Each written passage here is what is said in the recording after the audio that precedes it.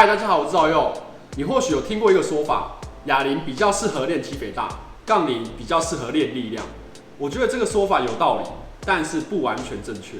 以肌肥大来说，哑铃虽然可以给你更大的动作范围，也可以给你更多不同角度的刺激，但杠铃能帮你累积更多的训练量，同样也有很好的肌肥大效果。而以力量来说，杠铃能够做得更重，但哑铃因为更需要平衡，你也能训练到一些更深层肌肉的力量。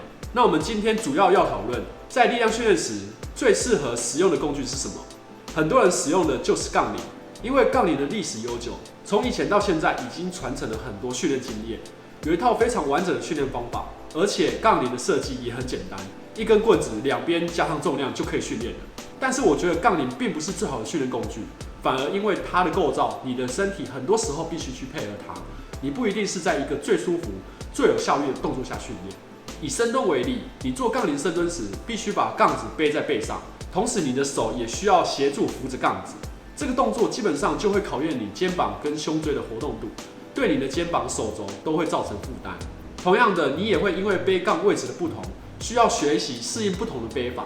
如果是一个新手，初学后背杠深蹲时，要学的东西真的很多，学习的成本跟门槛也不低。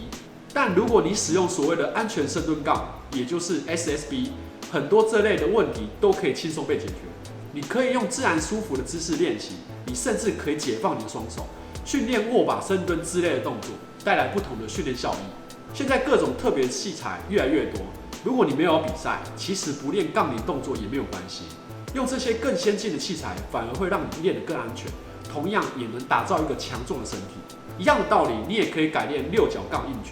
六角杠，你可以把手移到身体的两侧，你的身体重心处于一个更自然的状态。通常六角杠硬举都能做得比杠铃更重，因为你的发力模式更顺畅了，自然能举起更大的重量。最后还是要建议大家，如果你真的没有打算要比赛，其实可以考虑尝试看看这些不同的器材，你绝对会喜欢上他们设计。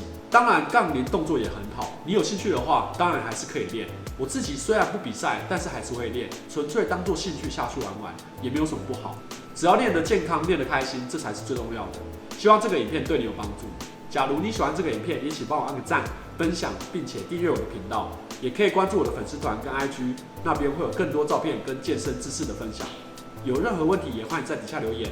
今天的影片就到这，谢谢大家。